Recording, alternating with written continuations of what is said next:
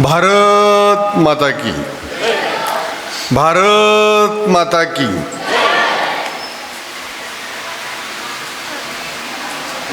कारण कार्यक्रम सुरू करताना आपल्या आईची आठवण केली पाहिजे नाही का, म्हणून पहिल्यांदा आपण भारत मातेची घोषणा दिली।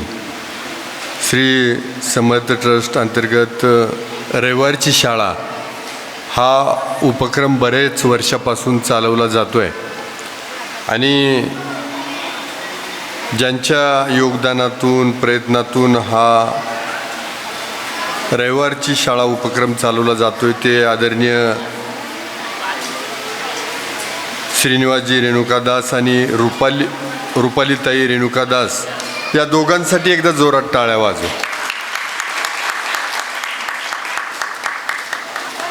आणि या निमित्तानं आजच्या या कार्यक्रमाला आवर्जून उपस्थित असणारे, खरं तर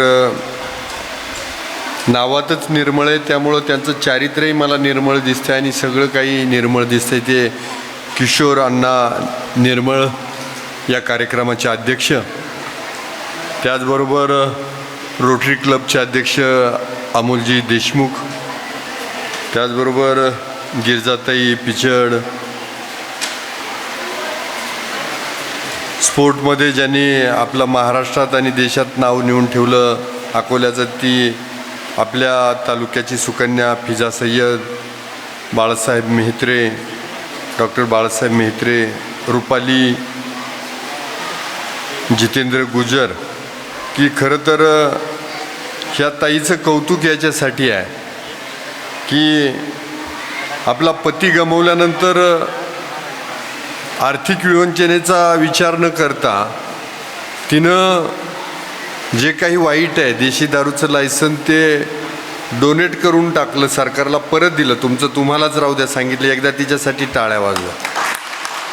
त्यानंतर त्यानिमित्तानं जितूची आई पण या ठिकाणी उपस्थित आहे, त्याचबरोबर आमचे मित्र संजयजी भुजबळ, आरिफभाई तांबोळी, सुशांत गजे शिवसेनेचे नेते, आशिफ तांबोळी, अक्षयजी आबाळे राष्ट्रवादीचे नेते, महिपाल देशमुख सरपंच, प्रशांत बंदावणे, सचिनजी शेटे नगरसेवक, उपक्रमशील शिक्षक, ज्यांचं खरं तर मला नेहमीच कौतुक आहे, ते आदरणीय घनश्यामजी माने सर, त्याचबरोबर मनोजी गायकवाड, अशोकजी शिंदे सर, माऊली खाडे, राजेशजी पाडेकर,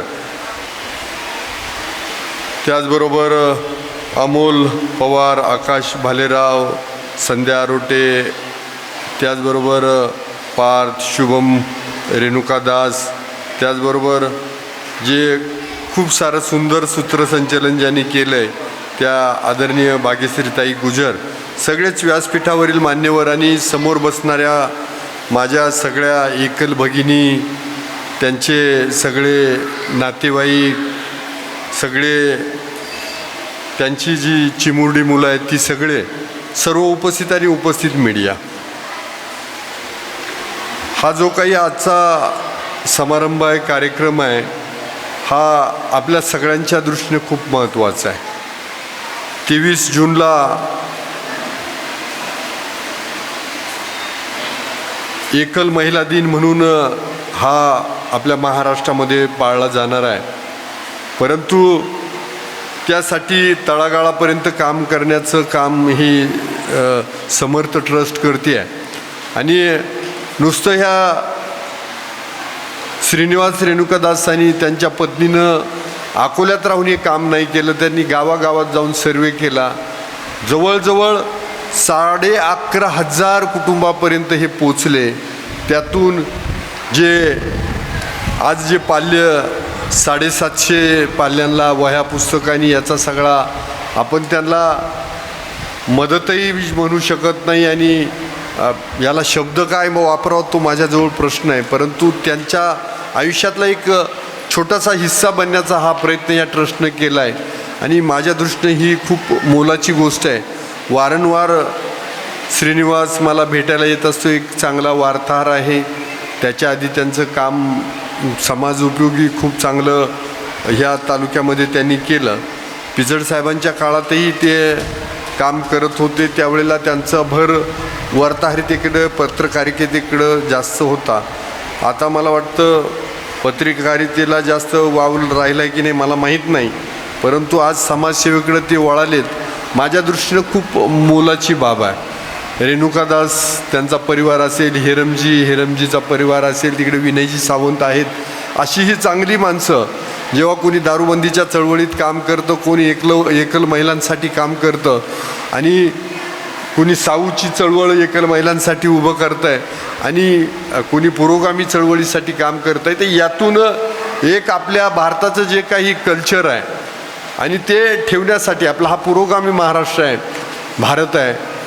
शाहू फुले आंबेडकर शिवरायांच्या विचारावरती चालणारा महाराष्ट्र आहे, राघोजी भांगरेंच्या विचारावर चालणारा हा महाराष्ट्र आहे आणि हे टिकवण्याचं काम आपल्या सगळ्यांचं आहे. नाहीतर आज जातीपातीच्या भिंती बांधून राजकारण करणारे भरपूर आहे.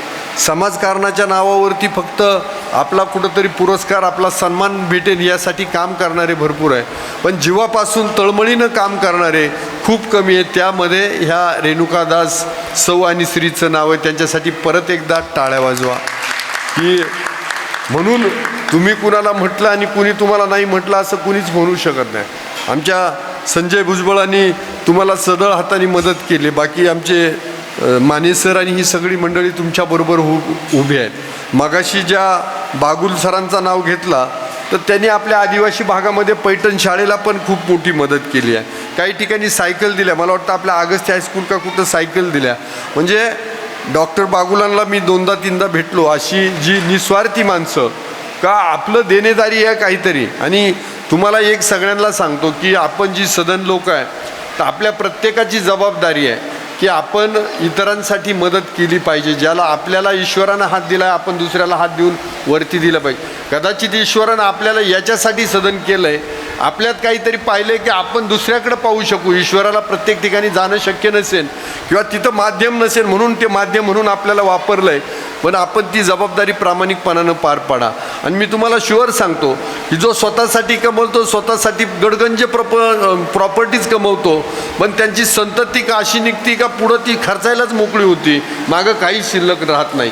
आणि तेच जर तुम्ही इतरांसाठी करताय हे जर ते आपल्या संततीनं पाहिलं तर ते त्याचं पुढची जी काही पिढी आहे तर ती दानशूर निघते, चांगलं निघते, कर्तृत्वशील निघते. आणि म्हणून मला वाटतंय की आजचा हा दिवस आपल्यासाठी खूप मोलाचा आहे. असा सुंदर क्षण माझ्यासाठी खरं तर मी आतापर्यंतच्या प्रत्येक उपक्रमामध्ये कुठलेही आडेविडे न घेता मी सहभाग नोंदवण्याचा प्रयत्न केला. मगाशी आदरणीय किशोर अण्णांनी मला सांगितलं की याच्या मागं सगळे तुम्हीच उभे. मी बिलकुल यांच्या मागं उभा आहे, परंतु ही कृती आहे तर ती सगळी ह्या श्री समर्थ ट्रस्टची आहे, रेणुकादास आणि त्यांच्या पत्नीची आहे. याच्यामध्ये मी फक्त एक थोडासा भाग होण्याचा, जसा त्या रामासाठी सेतू बांधणारी वानरं होती आणि त्याच्यात तो खारीचा वाटा होता, तो माझा वाटा आहे. मला वाटतं याच्या भविष्याच्या काळातही जिथं जिथं मला उभं राहता येईल, कारण आमचं स्वप्न आम्ही पाहिलेलं आहे, आमचं स्वप्न ठरलेलं आहे की पहिल्यांदा राष्ट्र आणि मग नंतर सर्व काही. जे काही आपलं कृती आहे ती राष्ट्राच्या हितासाठी झाली पाहिजे. आपली जी बांधिलकी आहे ती राष्ट्रासाठी राहिली पाहिजे आणि त्याच बांधिलकीतून हे काम करतो. उलट अजून कामाचा बोजा आमच्यावरती टाका. त्या निमित्तानं तुमच्याकडे मी ही इच्छा व्यक्त करतो. परत एकदा तुम्ही एवढ्या सगळ्या जमा झाल्यात, तुमच्यासाठी जो एकल सभा बोलवायचं आहे तर मी ह्या निमित्तानं तुम्हाला शब्द देतो की वर्षातून एकदा तुम्ही सांगायचं, त्यावेळेला मी एकल सभा तुमच्यासाठी तालुक्याची बोलवून हे तुम्हाला शब्द देतो. दुसरं, एक तुमचा भाऊ म्हणून, तुमचा मुलगा म्हणून हक्कानं मला सांगा, जर तुमच्यावरती कोणी अन्याय करत असेल, तुमच्या हक्कापासून तुम्हाला दूर ठेवत असेल, तुम्हाला घरात जरी त्रास झाला तरी मी तुमच्याबरोबर आहे हे सांगतो आणि समाजापासून त्रास झाला तरी मी तुमच्याबरोबर राहीन हा पण तुम्हाला शब्द देतो.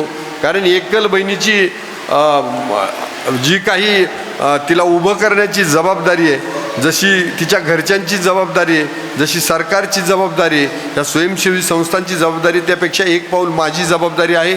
कारण मी ह्या तालुक्याचा तुम्ही निवडून दिलेला एक पालक आहे आणि पालकाची जबाबदारी का प्रत्येक व्यक्तीची काळजी घ्यायची आणि मला वाटतं ती माझ्याकडनं घेतली जाईल. परत एकदा तुम्ही आलात, या निमित्तानं तुमची भेट झाली, तुमच्यावरती आलेला जो प्रसंग आहे तो नक्कीच दुर्दैवी आहे. परमेश्वरानं जे तुम्हाला जी तुमची परीक्षा पाहिली ही नक्कीच दुर्दैवी आहे, परंतु त्यातून काहीतरी चांगलं शोधून भविष्याच्या काळात आपल्या लेकरांमध्ये आपलं स्वप्न पुढचं पहा, लेकरांसाठी पुढचं आयुष्य समर्पित करा आणि त्यांच्या पंखात बळ भरा आणि त्यांना खूप मोठं करा. त्यासाठी तुम्हाला सगळ्यांना शुभेच्छा देतो, आयोजकांना शुभेच्छा देतो आणि माझ्या वाणीला पूर्णविराम देतो. जय हिंद, जय महाराष्ट्र. धन्यवाद.